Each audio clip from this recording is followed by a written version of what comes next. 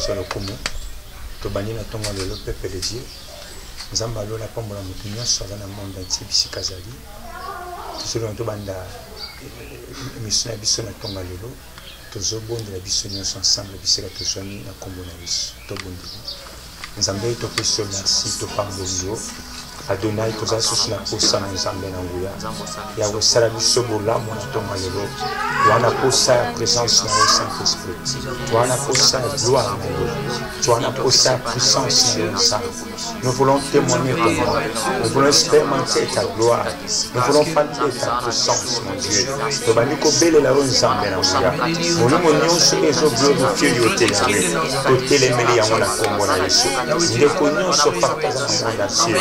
Nzambe kopambola, Nzambe sala, Nzambe kumbama, o Nzambe lo totombolio, o Nzambe na Nzambe kolalo, na Nzambe kolalo.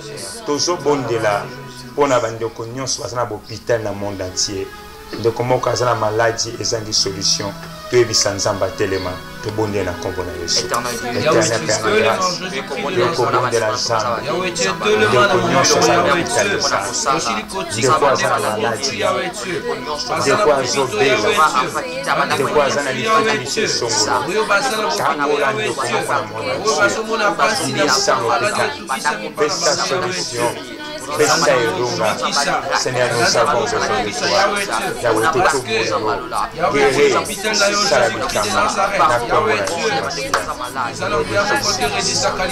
Tozo bonde asusu na Nzambe. Yana ndeko moko vie de prière ekoi. Ezana ndeko moko posa kotanga makomi na Nzambe sili. Aza trouvé na ba problème. Bible zoba que l'effort soutient le faible. Tozo bisa Nzamba telemisa ndeko moko aza kokoya. To bonde na kombo na Yesu. Éternel Père de grâce. Tolingi to mona loboka sisa. Banda ko telemisa ndeko moko aza trouvé na ba problème. Ndeko moko aza trouvé na ba situation. Seigneur, eti ni zo to misa ndeko moko na tomwa. Banda ko telemisa Nzamba. Mama ya confirmant au pesa le sang. Pesa vie de prière na ndeko moko Nzamba. Pesa makasi na ndeko moko Nzamba. Zo sa vie de prière. La vie de prière est là qui Seigneur manifeste-toi. Zambalo la kumbama, Zambalo la telema. La lingi to adorer Nzambe longo na ba chante na biso. Bien-aimé bisika nous sommes dans le monde entier. La lingi moment de la prière, vous la béni. To adorer Nzambe na kombo na Yesu. Yahweh biso to belemi pembeni nayo. Sopi mitemana biso Yahweh biso to belemi. On y va. Yahweh biso to belemi pembeni nayo. To sopi mitemana biso tolingi koloba nyonso yosaleli biso Yahweh Nzambe zuwa kembo Yahweh bilaka na yoe Yahweh bilaka na yo eko kisamaka na baoyo batimo tema ya malamu Yesu na ngai ya malamu yo salaka ya kitoko yo pesaka Yahweh Nzambe zuwa kembo Yahweh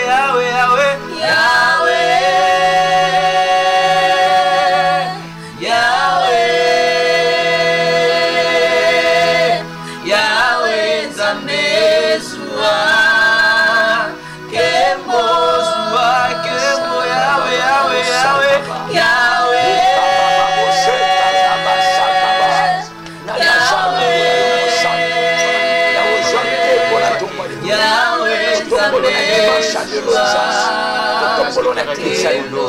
Ton nom soit béni. Yahweh bolingo na yo.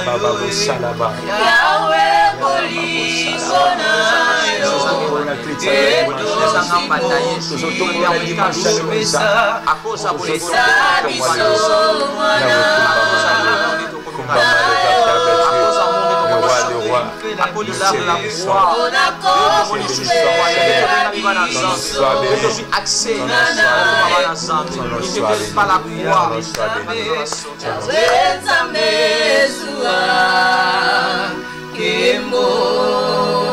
Nzambe te peut remercier.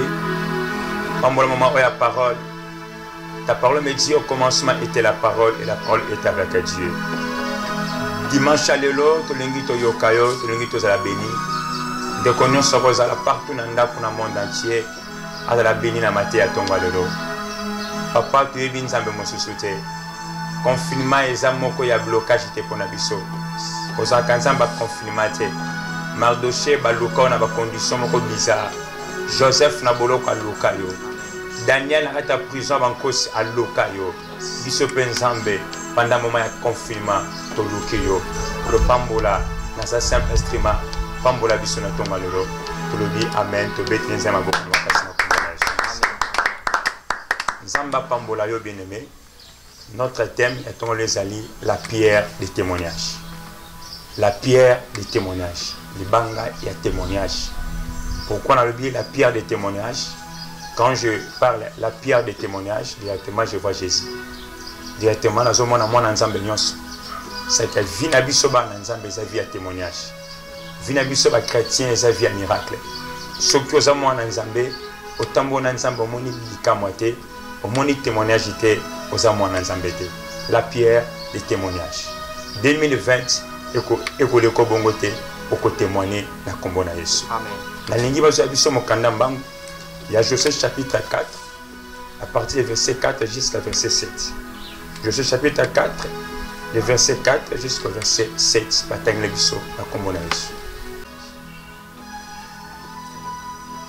Josué chapitre 4, verset 4 à 7. Josué appela les 12 hommes qui choisit parmi les enfants d'Israël, un homme de chaque tribu.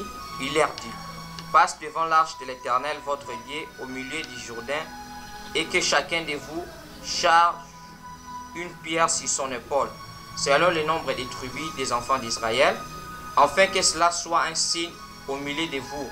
Lorsque vos enfants demanderont un jour que signifie pour vous ce pierre, vous leur direz: les eaux du Jourdain ont été coupées devant l'arche de l'alliance de l'Éternel lorsqu'elle passa le Jourdain. Les eaux du Jourdain ont été coupées et ces pierres seront à jamais un souvenir pour les enfants d'Israël. Parole du Seigneur. Nzambe apamola bino la pierre de témoignage. Tout le monde a mokandé à Josué chapitre 4, verset 4 jusqu'à 7. Nzambe bisi Josué, zoa batu 12. Prend 12 personnes, na kati ya tribu ya Israël, zoa mutu moko moko. Et batu wana 12. Tant que linga bo traverser Jourdain, tant que traverser Jourdain, bakozwa mabanga moko moko. D'abord, alobi mabanga bakozwa bakotia on avait Paul na bango. C'est déjà prophétique. Après alobi tant que traverser Jourdain, bakozwa mabanga comme signe ya témoignage, la pierre de témoignage. Bien-aimé, Nzambe azan Nzambe makambo minene.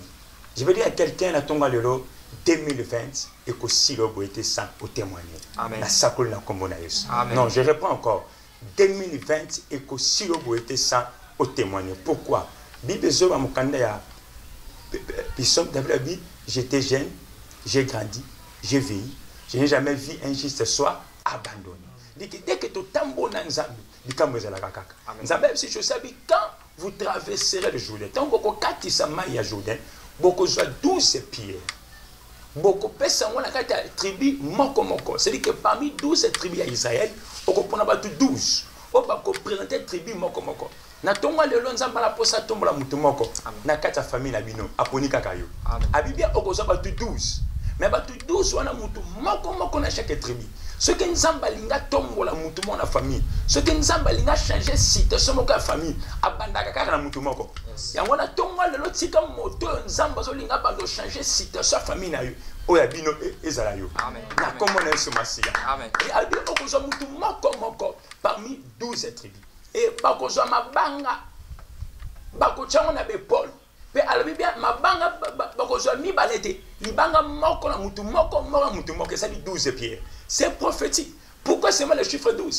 Parce qu'Israël a 12 tribus. Pourquoi c'est le chiffre 12? Parce que Christ lui-même, il avait 12 disciples. C'est prophétique.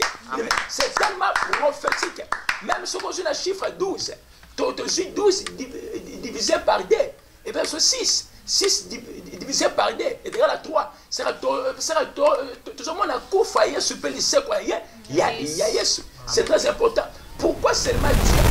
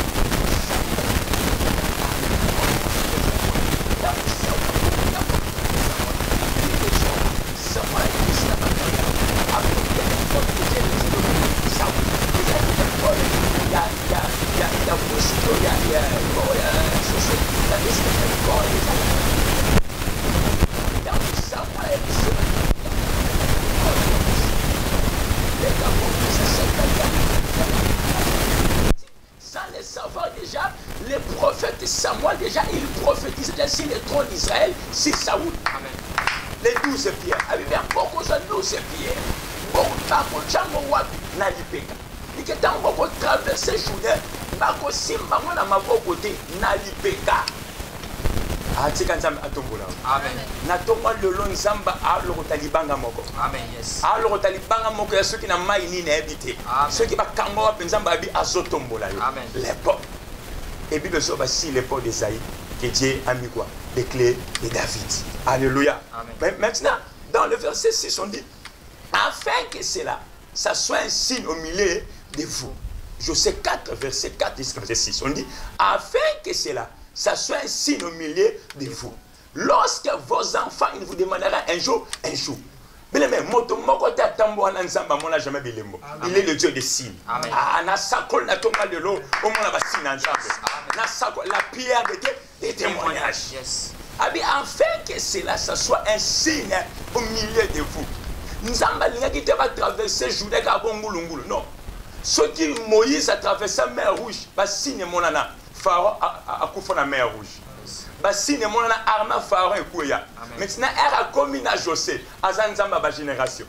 Il ne voulait pas faire les mêmes choses qu'à ça qui n'a Moïse. Pour Anzamba, il y a monotomité. Dans Sakolo, la dimension, il y a monotomie. Dans Sakolo, la dimension, monotomie.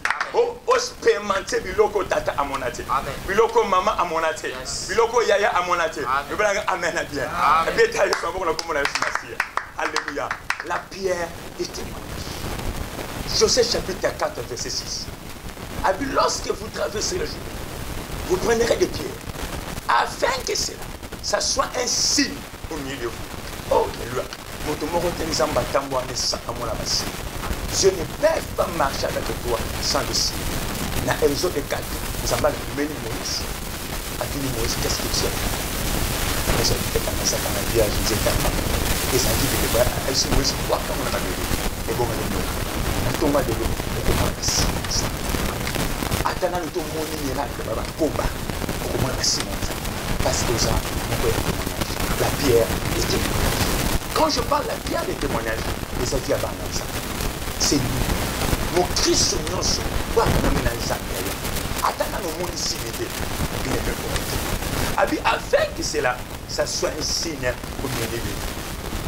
Pourquoi nous avons besoin d'insister sur la vie? Et pour ça, elle est mon carte na vie. C'est quand nous avons comme ceci. Nous avons passé les mots la carte d'année. Parce que partout nous avons à l'état à Tikabasi. À l'état na vie il y a Rite à Tikasi. À l'état na vie il y a Esther à Tikasi. À l'état na vie Eli à Tikabasi. Alléluia. Maintenant, lorsque vos enfants, il vous demandera un jour, oh, qu'est-ce que signifie ces pierres? Il dit, comme au moment 2020, et ça dit comme en janvier, et ça dit comme en 3 mois, mais ça dit comme le quotidien de génération en génération. Moto azana nzambe akufa kate. Moto azana nzambe atokufi locataire. Le bien faussé à l'inzambe ba no ba ko monango. Parce que bolamu esalaka ni et pour la kate. Afin que cela soit ainsi. Lorsque vos enfants ils vous demanderont un jour qu'est-ce que signifie pour vous ces pierres? Ces pierres. Vous leur direz, nous avons traversé les Jourdains. Alléluia. Le 2020 et ça Jourdain. Pour traverser, on a dit comme on a comme on a Jésus. La pierre des témoignages. Nous sommes des pierres des témoignages. Lorsque vos enfants ils vous demanderont un jour, vous leur direz, nous avons traversé les Jourdains à sec.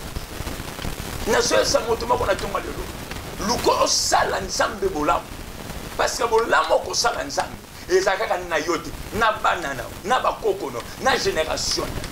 Pour bien besoin de bénédiction, on a la première génération, c'est la 4e génération. Lorsque vos enfants ils vous demanderont un jour, vous leur direz quoi? C'est qu'un Zamba n'a quitté Israël, va traverser journée, ça dit le même monana. C'est qu'autrement dit, et ça qui m'a banga ya mai ya jour, ya jour. Oh bah soit qui va bomba. Pour l'homme va témoigner que non, un jour, nous avons traversé le journée à 7. Le dit, quand vos enfants, ils vous demanderont qu'est-ce que signifie ces pierres, vous leur direz, nous avons traversé le journée à 7. Pas seulement 7, mais c'est et Kabola. Et on a tombé le lot. On a dit que Kabola dit, wa, Amen. Na Kaboli koufa, nous sommes Amen. Na Kaboli, on a pauvreté. Amen. Na Kaboli, on a célibat. Amen. Na sorcellerie. Na réclamation. Na yébité quel esprit. Oyeso Kambayo. Mari de nuit. Femme de nuit. Na bani ko Kabolo, on a combona Yesu. Au nom de Jésus. La pierre des témoignages. Lorsque vous traverserez les jours, vous leur direz, nous avons traversé les jours à 7. 2020, c'est ça, Jourdain. Les balles, c'est ça, Jourdain. Qu'est-ce que c'est ça, Jourdain? Habitez déjà, il y a eu Jourdain, aux autres traversons mon ennemi. Et en 2020, comme Jourdain, aux autres traversons mon ennemi. Parce que tout est en janvier, donc il y a décembre, et ça, Jourdain. Mais là, ça, qu'on a mouvement pour traverser 2020, c'est bon. Ce qui va venir passer, ça va trace, ça va si, mais cette année, pour traverser la race. Parce que tu es parmi les 12 hommes que Dieu a choisi ces mains. Non, tu es parmi les 12 hommes que Dieu a choisi ces mains. Parce que le chiffre 12 est prophétique. Bible dit dans Matthieu 14, Jésus a coupé 5 pains, n'a des poissons, puis les 5000 personnes, Jésus a bon miel. Poisson, mais Bible dit il avait reçu combien de paniers? 12 paniers. Amen. 12 paniers et c'est et c'est pour les disciples. Et que le chiffre 12 est prophétique. Ce matin, aux Pierre, il va y à ce tombeau. Alléluia. Amen. Il va y avoir un Deutéronome 27 à 8. Nous avons besoin de prendre la Bible. Deutéronome 27 à 8. Bataille du Seigneur.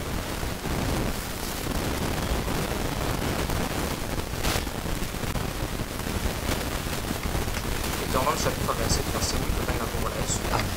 Tu écriras sur ce pierre toutes les paroles de cette loi en les gravant bien nettement. Parole du Seigneur. Le blanc amène à bien. Amen. La pierre des témoignages. Deutéronome verset 27 à 8. Ça c'est Dieu qui parle à Moïse. Okoko mama kambo likolo yaliba yaliba. Ma parole n'y sont les yeux du salut. Mais oko gardango bien.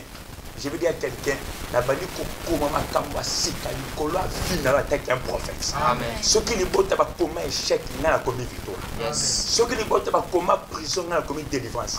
Abi okoko mama kambo yo. C'est-à-dire que malheureusement mon côté koko ya Moïse. What Nakaete, Sigo, si la pierre. Pourquoi? Pour les banques de la génération en génération. Parce que le véritable pierre, c'est Christ lui-même. Le véritable pierre, c'est l'église de Jésus. Yes. Ah, bien aimé. Yes, nous avons le à changer l'histoire. Amen. Nous avons le lot à l'autre, à l'autre femme de nous, à l'autre mari de nous, ato lota ba olanda yo ato za na Brésil na France na Canada ozolota soki oza soki na ndako na bino natake mosakola nzambe na bina tonga lelo nakomi bika na kombo na Yesu. Amen. Nakomi soit de défense na kombo na Yesu. Amen. N'habite nini bakoma na vie na yo baloba yo atosi semi après 3 mois faut se lever nini bakoma na vie na bino baloba te bino ata botangi na musala moya esati nini bakoma na vie na bino basi kitoko na bazo sete nini bakoma na vie na bino votre papa atanga licencié na soula amelaka masanga azokuwa ya tinase à cause na yo muto landanga na tonga lelo na komi elonga likola vina. Amen. Na komi parole prophétique likola vina. Amen. Na komi parole moko oyo liboke eza sous na mandat et simba on a kombo na Yesu. Amen. Alléluia. Amen. Ça c'est Dieu qui parle à Moïse. Maloba nyonso na zo bisayo o comment likola ya liba ya liba. Satan on attend Mose anangomba. Ça c'est Dieu qui parle. La pierre du témoignage. Vu na yo comme témoignage. Amen. Ba obete solo banaka netoko comme mon ministre. Amen. Ba obete solo banaka netoko lelo comme na motuka. Parce que ça c'est témoignage. C'est quand ça m'a pambola. Donc tu vas dire ça dit so, ça m'a pambola de notre bêtise bon na comme na Yesu. Je suis Deutéronome 32 verset 31. La pierre du témoignage. Il est menzamba zokoma. Ana matito le bossa final. Azokoma. Osaki na mbaso mbaso zolo. Osaki na n'habite quel genre de prison bachana vina yo. Quel genre d'échec. Mais ce matin ça bazo sani azokoma. Parce que c'est sur Deutéronome 32 verset 31. Deutéronome chapitre 32 verset 31 tout dans la car leur rocher n'est pas comme notre rocher, nos ennemis en sont juges. Parole du Seigneur. Amen. Deutéronome verset 32 verset 31. Car leur rocher n'est pas comme notre rocher. Et si nous n'avons pas cassé le cou. Car leur rocher n'est pas comme notre rocher. Autrement, il veut dire quoi? Banzambe na bango. Yes. Basala kuna banzambe na biso. Tata maboka bien ya. Car leur rocher, je reprends, n'est pas comme notre rocher. Deutéronome 32 verset 31. Et ça prophétique est le cause. Car leur rocher n'est pas comme notre rocher. Autrement dit, leur Dieu. To banzambe na bango. Basala kula banzambe na bisote. Soko tangi verset Deutéronome 32 verset 31. Au comment là on crie car leur rocher et ça R yamuki. Notre rocher est en grand caractère. Yes. Amen. Ah là là là là là là là là. Je reprends. Deutéronome 32 verset 31. Babi car leur rocher, my God, n'est pas comme notre rocher. Autrement dit, banzambe na bango. Basala kula banzambe na bisote. Et sur le verset Deutéronome 32 verset 31, leur rocher c'est un R yamuki un petit caractère. Mais biso en grand caractère. Ah, le bana na pona nzamba solo. Le bana nzamba nga za monene. Aza monene. Alonga kaliwa. Alonga kanyoso. Est-ce qu'on peut dire ça ensemble car leur rocher? Car leur rocher n'est pas comme un autre rocher. N'est pas comme notre encore car leur rocher. N'est pas comme un autre rocher. Bétaillé savon comme alléluia. Eh, autrement dit, mabanga na bango. Et ça, on a mabanga na bisote. C'est que banzambe na bango. Voilà qu'on a banzambe na bisote. T'aimes ça, la pierre des témoignages. Mais opponent nzambe à solo. Kokota bongangate. Ko simba d'interdite pour rocher nzambe na yo azamonen. Car leur rocher n'est pas comme notre rocher. Nazo sakola pona obisi ko zolandanga. 2020 ko silobo était parce que car leur rocher n'est pas comme notre rocher. Nazo sakola pona libala na yo. Ici que kimia zato comme on a kimia. Car leur rocher n'est pas comme notre rocher. Nzambe na bango. Ceux qui bango bazan ekeko. Ceux qui bango ba na mai. Ceux qui bango ba na chapelet. Ceux qui bango ba sotaka moto, biso to sotaka moto te. Moi dès que ce je parle Jésus est sauveur. Jésus a salema. Na so déclarer ka bisuko za na la postate na so biso chapelé. Na la postate na tindelo ekeko. Il envoya sa parole. Et sa parole leur guérit. Et on a tombé le joie guérison. Na tombé le joie lobiko. Na kombo na Yesu nom de Jésus. Alléluia. Bétanze ma boko na kombo na Yesu. La pierre de témoignage. Car les rochers n'est pas comme notre rocher. Alléluia. C'est autrement dit, Israël, Bansamba, Bapawana, Bolingi, Boanvier, Bakokani Nangati. Mais até la Kerumeli, c'est quand même pour la Yesu. Ato Zangalipa, c'est quand même pour la Yesu. N'habitez ni nos zanga. N'habitez aux autres traverser mon mani. Mais, Sokoza moi dans les âmes. Quel que soit deux âmes, ça pour nayo, que perdre espoir. Parce qu'à Habakkuk chapitre écrivait cette prophétie. Car ça marche vers l'accomplissement. Alléluia. Et toi adorer ensemble, naba chante ngonga oyo. Avant de zonga na deuxième étape na biso to kinoko ko chitenda mundam na kati ya mission biso. Nzama pambola bino. Merci beaucoup.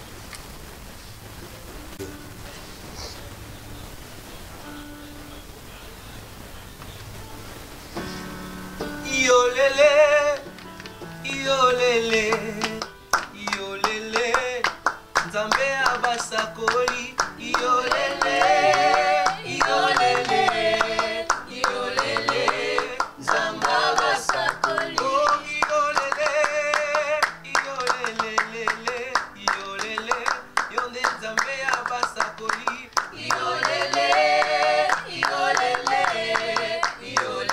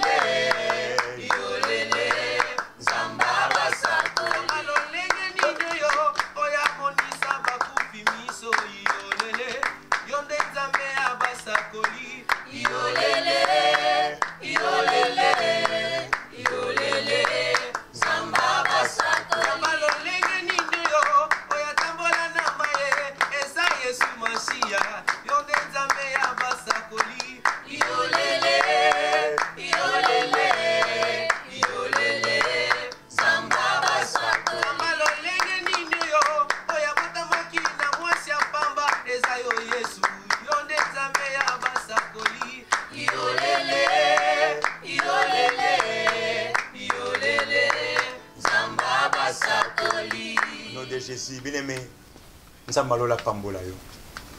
Toi, tu arrêtes la prière. Où est allé? Bisous de sabat le sang. Et les ministère prophétique, la grâce, tu as le sang. Tu as une intercession. Toujours arrête matin sur la pierre des témoignages. Et nous avons la Bible verset 8. Deutéronome 32, verset 18. Deutéronome chapitre 32, verset 18. Amen. Tu as abandonné les rochers qui t'a fait naître. Et tu as oublié le Dieu qui t'a engendré. Amen. Parole du Seigneur. Amen. Alléluia. Amen. Deutéronome 32, verset 18. Verset où est Salinga et Sengo d'une manière incroyable. Et les méthodes Oyo, et ça pendant un mois de souci. La pierre des témoignages. Nzambazoba, Azoba Israël, alors tu as abandonné les rochers qui t'a fait naître. Et oti kilibanga o esalaki o botama to o ya botakio. Tu as abandonné les rochers qui t'a fait naître. J'ai dit à quelqu'un ce matin, Olobi nzamba zo sala ngani. Olobi na tiki na nzambe. Olobi mosala ezoyate. Olobi vinanga chèque ne chèque bien aimé. Ne laisse pas l'éternel. kotika nzambe te. Parce que ce côté qui nzambe vu na yo ekufi. Un jour Pierre va otambola na Yesu. Yesu abandi ko benga ba disciple atomboki. Atuni ba disciple. Mais ba mususu ba zongi. Ba mususu ba keyi. Mais bino 12 botika li pona ni. Pierre alobi tokende lisusu wa. Mais ne laisse pas l'Éternel. Parce que c'est dans le rocher que nous avons reçu la vie. Amen. Le rocher que je parle ce matin, c'est Jésus. Amen. Qui est le véritable rocher. Il y a des outils qui nous amènent dans le domaine nini. Pour ma sacoleso qui s'est maté. Il y a des moments où nous avons traversé la vie. Au lembi, espoir et sili, assurance et sili. Bien-aimé, côté Kanzambete, reste fidèle. Abako Kalobi, je reste là jusqu'à ce que la prophétie s'accomplisse. Tikala na sama kolanzambe. Abi eloko so salanga passe. Tu as abandonné les rochers qui t'a fait naître. Et encore les rochers que on a sani, on a engendré sus. Côté Kanzambete. Côté Kanzambete. Parce que Christ est le véritable rocher. La pierre de témoignage. Ce qu'on a dit 2020 au long, pas seulement 2020, mais finalement c'est un mot Alléluia. La pierre de témoignage. Vas-y, nous sommes au candidat à Genèse 28, à partir du verset 11 à 12. Donc déjà, on a cité les missions. 28, verset 11 à 12. Maintenant, nous sommes dans le commandement.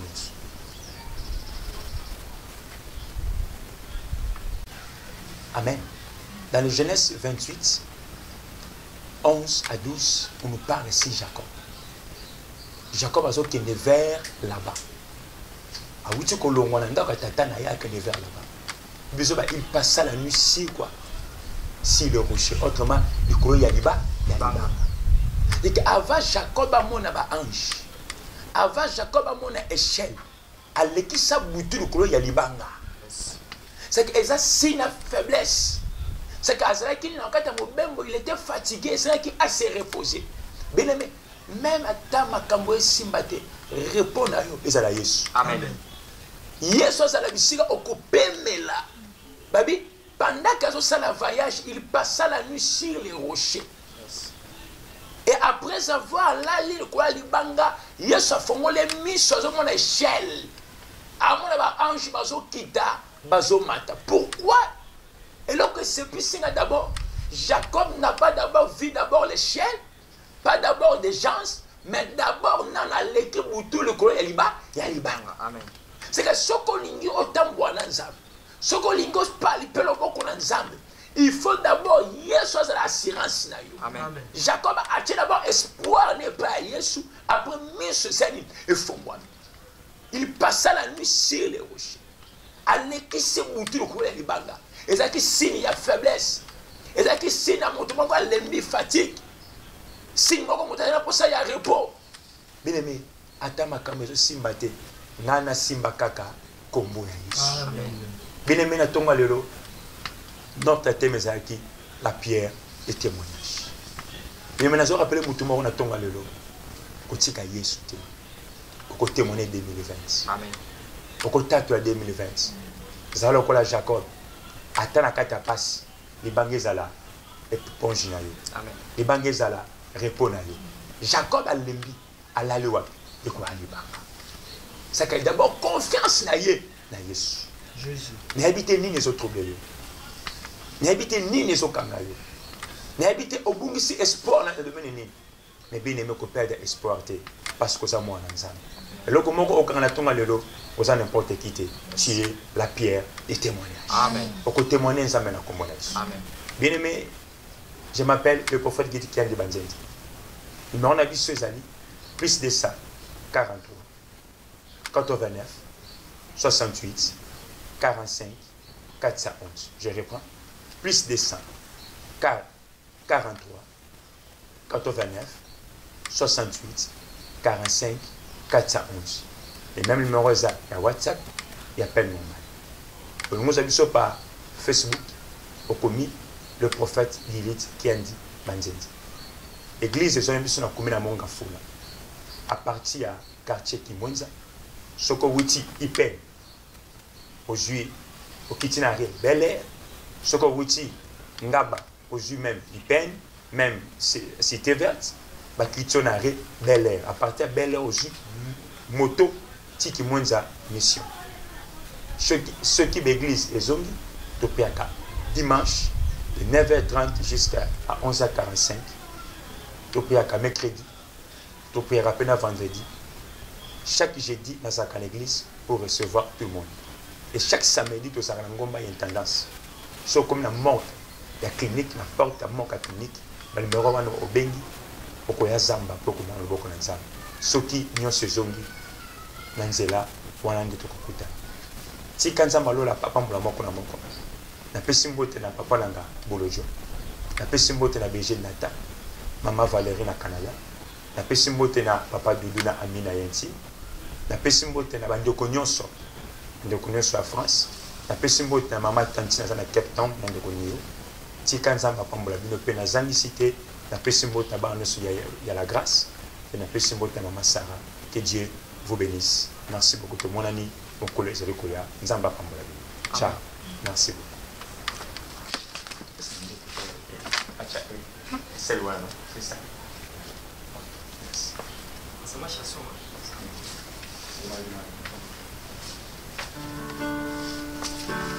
Nzambe malamu, Nzambe malamu, Nzambe malamu, malamu e malamu, Nzambe, Nzambe malamu, Nzambe malamu, Nzambe malamu, malamu, malamu, Nzambe, Nzambe malamu, malamu, malamu, malamu.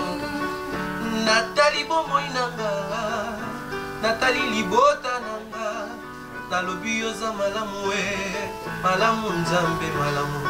Nazalaka nzoka ya kokufa, mokonzi yosekwisanga, solo yoza malamu e, malamu Nzambe malamu, Nzambe, Nzambe malamu, Nzambe malamu, Nzambe malamu, malamu, malamu, Nzambe, Nzambe malamu, Nzambe malamu, Nzambe malamu, malamu, malamu.